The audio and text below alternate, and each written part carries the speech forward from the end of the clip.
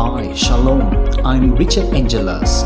Welcome to a series of short videos called Wise Counsel, where I'm going to ask our experienced staff and sometimes invited guests to answer questions from our students on these three main topics. Number one, leadership and discipleship. Number two, on Bible study.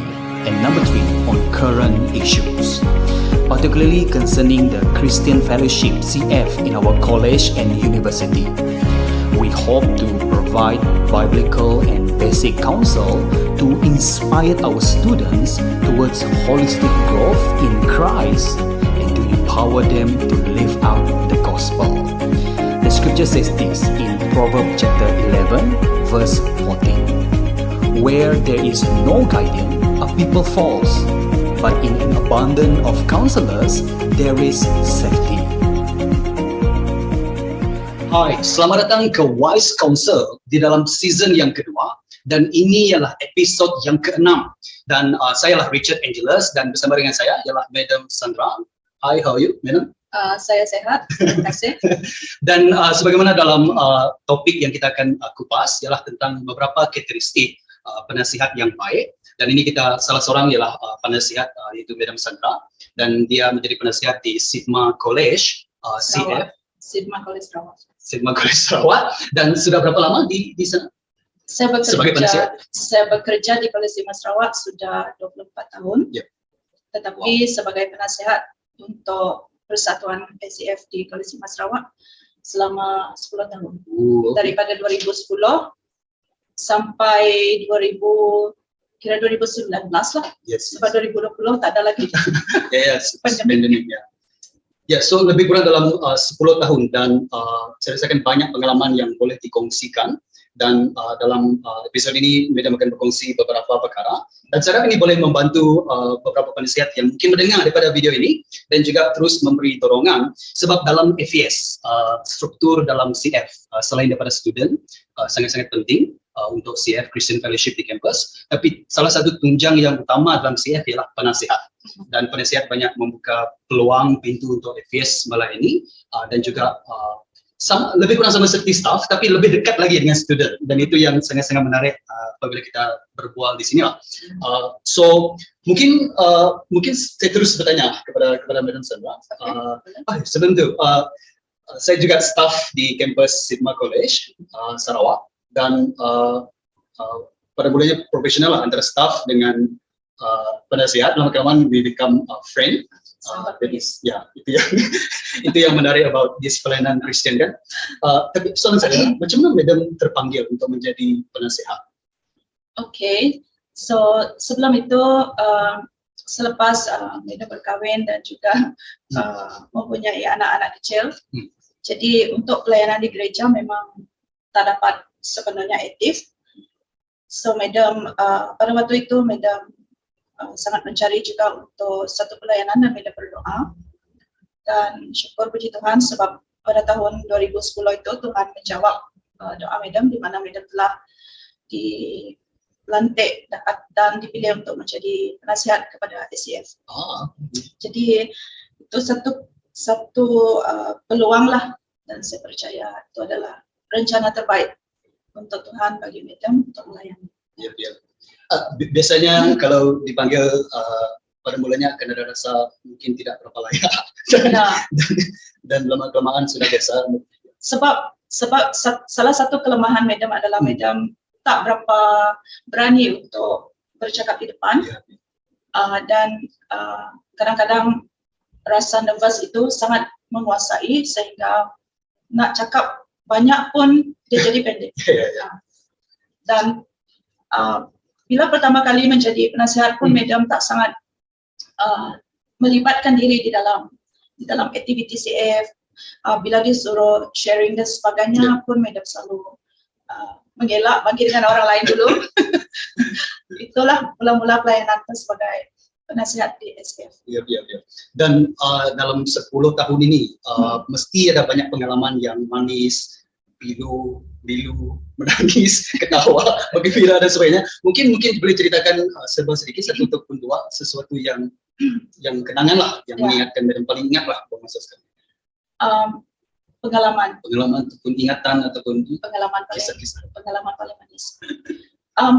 Pada Madam, pengalaman yang paling manis yang Madam rasa sepanjang menjadi penasihat adalah Madam telah berjumpa dengan sekumpulan AJK SCF pada tahun 2013 hingga 2014, di mana kami telah membentuk satu tim yang saya rasa sangat dekat dengan Madam, dan kami sangat banyak luangkan masa untuk berdoa bersama, makan bersama, dan banyak aktiviti yang kami lakukan bersama. Dan pada Madam sehingga ke sekarang ini, mereka more than student for me, mereka adalah sahabat-sahabat yang dekat dengan saya. Wow. Ya, so itu antara pengalaman paling manis lah. Dan juga sepanjang menjadi penasihat untuk SCF ini, kami telah berjaya menjadi persatuan terbaik sebanyak 3 tahun berturut-turut. Yes. Wow. Dan saya rasa itu satu pencapaian yang luar biasa, karena AJK SCF pada waktu itu memang sangat aktif, dan mereka juga sangat kreatif di dalam menganjurkan aktiviti-aktiviti supaya pelajar-pelajar Kristian di Kolej Sigma Sarawak dapat join untuk setiap aktiviti CF lah. Ya. Sangat menarik. Ianya bukan hanya hubungan dari segi CF luar antara penasihat dengan student, tapi ada hubungan yang betul-betul erat lah dari segi hubungan Kristus lah sesama. Dan wow, saya sendiri juga menyaksikannya, sebab saya melihat bagaimana Madam bersama dengan para pelajar dan melihat betapa krusialnya penasihat pada ketika itulah. Ini mengingatkan saya, kita buka Alkitab lah kan. dalam Amsal bab yang ke-15 ayat ke-22 berkata begini, rancangan gagal karena tidak ada nasihat, tetapi berhasil dengan ramai penasihat. Dan banyak juga petikan-petikan firman yang kita boleh petik, dan contoh-contoh penasihat yang tidak baik, oleh itu raja itu menjadi jahat, dan ada juga penasihat yang baik, dan seseorang itu terus dimentorkan dan bertumbuh dari segi rohani lah, dan betapa pentingnya penasihat. Dan sekali lagi saya menegaskan, we are really encouraged by penasihat seperti Madam, dan juga banyak lagi penasihat-penasihat di CF yang meluangkan masa mereka bersama dengan student, bukan hanya masa, money, energy, ya kan? Memang jangan disebut tapi disebut juga meluangkan masa, meluangkan keuangan. Kadang-kadang saya ambil masa juga untuk masak untuk mereka, masak untuk mereka, jemput mereka makan di rumah, sebab ialah bila berjauhan dengan keluarga, mungkin mereka akan rindukan masakan ibu mereka. So itu makan masak, sukalah bagi mereka makan. Ya, I think kalau mau diceritakan ini memang banyak cerita yang lucu juga. Dan mari kita terus pergi kepada persoalan kita dalam video ini, yaitu apakah beberapa karakteristik penasihat yang baik, mungkin dalam pandangan observasi Madam dan juga pengalaman Madam sendiri, mungkin boleh ceritakan beberapa perkara. Untuk menjadi penasihat yang ideal itu kan susah juga untuk kita katakan ideal, tetapi daripada pengalaman saya sendiri, yang pertama kita perlu membuka hati, membuka hati untuk pelajar-pelajar ini, sebab mereka ada pelbagai karakter dan juga latar belakang. Jadi hati saya sebagai penasihat ini perlu cukup besar untuk terima mereka seadanya, tanpa judgement, dan berusaha mengenali mereka secara pribadi. Dan untuk berbuat demikian, ada waktunya saya akan ajak mereka pergi minum bersama, breakfast ataupun lunch, ataupun semasa hari jadi mereka, saya akan belikan hadiah. Dan kadang-kadang rasa terharu juga sebab ada di antara mereka tak pernah terima hadiah. Jadi itu salah satu perkara yang menggembirakan hati saya sebagai penasihat, untuk kita memberi hati kita kepada mereka.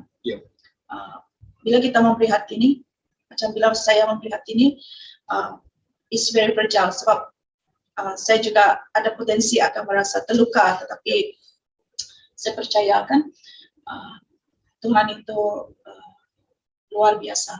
Dia boleh bekerja di dalam situasi seperti itu. I think this is sangat-sangat menarik disebabkan oleh setiap student dia tidak ada satu karakter yang semua baik.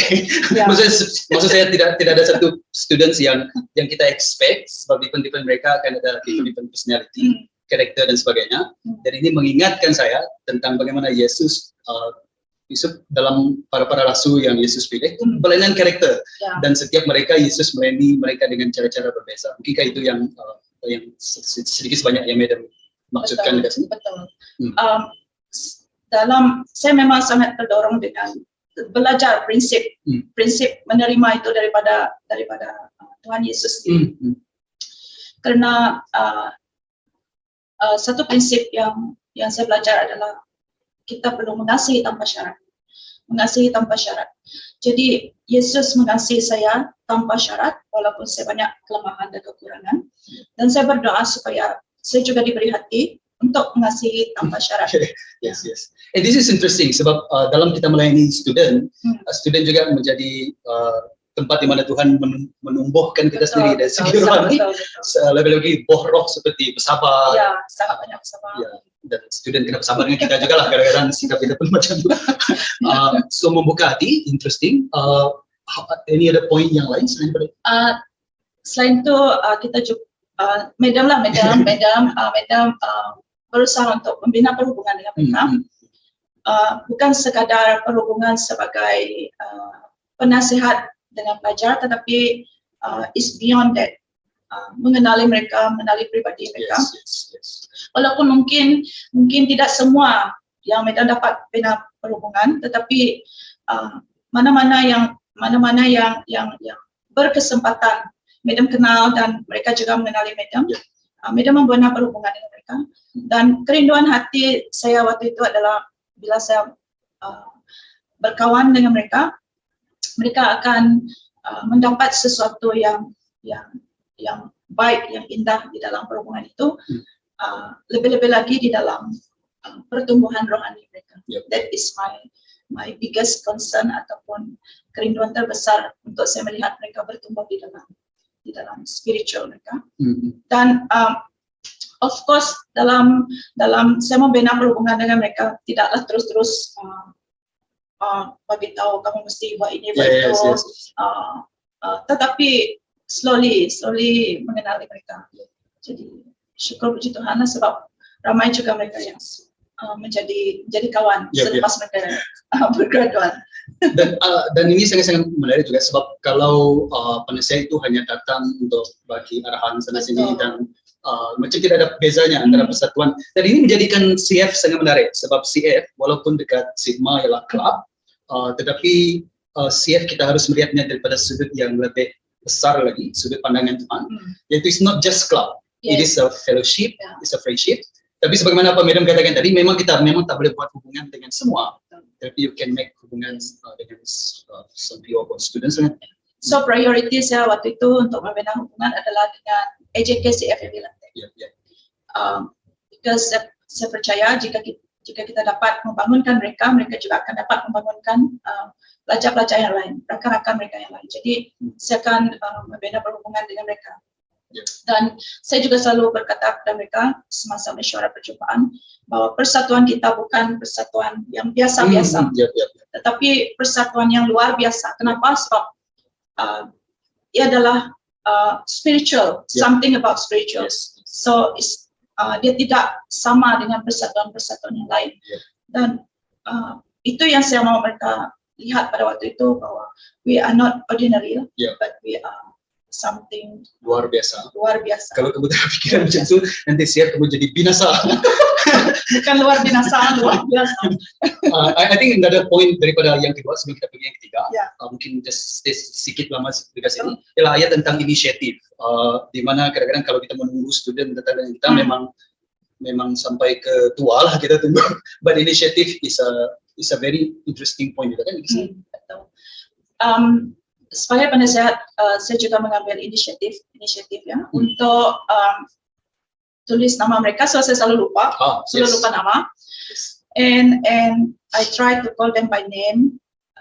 Kadang-kadang berkali-kali lah tanya nama mereka satu, and then saya tulis. Dan juga saya ambil tarikh lahir mereka. Dan apa nama tu? Jadi bila hari jadi mereka, saya berinisiatif untuk berikan mereka hadiah hari jadi. Make it personal. Make it personal, yes, make it personal. So sebagai penasihat, saya juga tidak tunggu mereka, sebab biasanya bukan student yang mau mendekati kita. Tapi saya berinisiatif untuk mendekati mereka. Jadi saya akan teks mereka kalau pagi-pagi, marilah minum dengan saya, temankan saya minum, atau temankan saya jogging, temankan saya pergi gym. So itu salah satu inisiatif untuk mereka menjadi peneman saya. At the same time, saya akan mengenali mereka bila meluangkan masa. I think apabila diluangkan masa begitu juga, saya rasa tidak lain tidak bukan kita pergi pada macam poin yang ketiga ini, yaitu menjadi pembimbing rohani. Dan memang tidak boleh dipisahkan lah, terus menjadi pembimbing. Macam mana Madam melakukan ini? Menjadi pembimbing rohani ini, sebab sebagai penasihat memang kita fikir hanya semasa perjumpaan itu saja.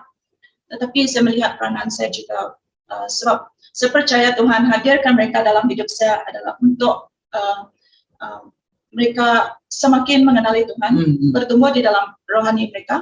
Jadi saya selalu mendorong mereka untuk dua perkara ini. Baca firman Tuhan, baca Alkitab. Kalau belum ada Alkitab, belikan Alkitab.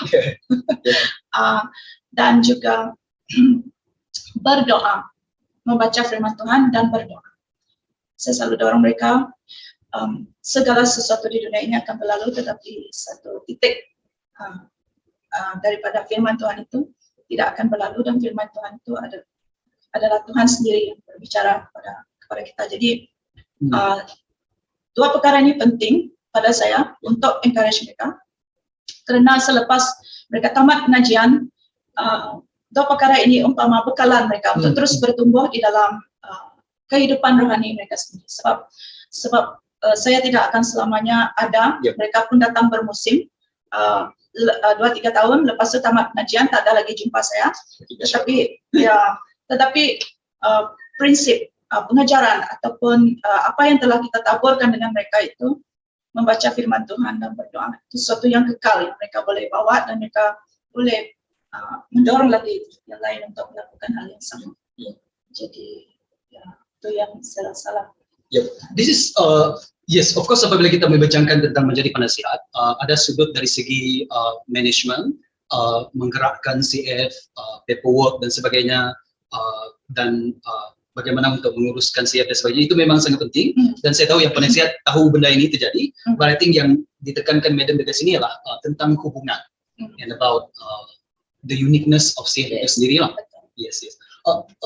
Saya tulis di sini apakah poin yang Madam kongsikan. Yang pertama ialah membuka hati, yang kedua berinisiatif untuk membina hubungan, dan yang ketiga menjadi pembimbing rohani. Now itu 3 poin utama dekat sini, dan banyak lagi poin yang lain yang boleh kita kongsikan. Maybe last word daripada Madam, is there any last word from you? Mungkin terus kepada penasihat yang sedang mendengarkan macam live kan.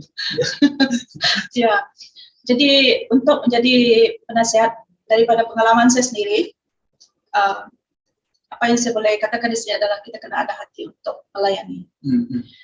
We must have passion to serve. Dan seperti Yesus sendiri berkata, kita datang bukan untuk dilayani tetapi untuk melayani.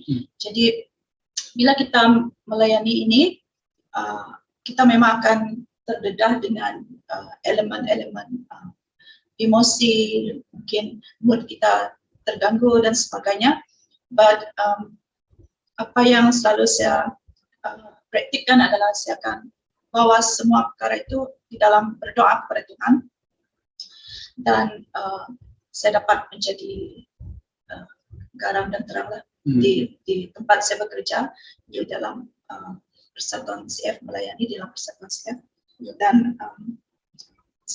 untuk sebagai penasihat, untuk kita selalu berdoa kepada pelajar-pelajar ini, berdoa kalau ada kesempatan, berdoa setiap hari untuk mereka.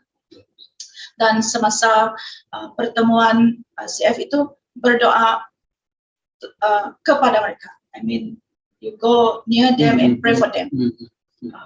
Sebab kadang-kadang mereka tak akan datang kepada kita untuk luahkan apa yang berlaku dalam kehidupan mereka, but bila kita datang kepada mereka dan berdoa, kita percaya Tuhan akan bekerja dalam kehidupan mereka. Yes, yes. Terima kasih Madam kerana telah berkongsi sedikit sebanyak pengalaman dan juga nasihat-nasihat dan sebagainya. Dan sebagaimana kita tahu dalam setiap CF penasihat we have different personality kamu sendiri, keadaan sihat dan sebagainya. But I think if you want to bring back apa yang kita kongsikan di sini, kalau saya boleh simpulkan, there is one word that come to my mind, yaitu spiritual leadership. Di mana kepimpinan itu bukan hanya dari segi manajemen dan sebagainya, sebab penasihat memang itu juga yang diperhatikan, tetapi that spiritual part of leadership yang sangat-sangat diperlukan. And sekali lagi, for me, I just want to encourage Madam, yang I myself has been blessed by your ministry di KCF. I've seen your example, how you build friendship dengan student, duka dan duka cita, Suka dan duka, turun dan naik dan sebagainya. But it's a very encouraging lah untuk melihat advisors seperti ini. It's really salah satu tunjang utama di dalam Christian Fellowship. Thank you very much. Kena berkongsi sekali lagi. Dan for you guys, do you have any more question ataupun any respond daripada kamu? Kamu boleh type dekat chat group ataupun komen ke bawah sana. Now, dan kita akan banyak lagi video-video yang lain dan kita akan bertemu bual dengan soalan-soalan yang lain. If you haven't subscribe, ini iklan sudah, to FVS Facebook, Instagram dan juga YouTube channel, go and subscribe, dan di sana banyak lagi resources lain yang boleh digunakan untuk kamu semua. Sehingga itu saja perbualan kita. Terima kasih kerana bersama di sini.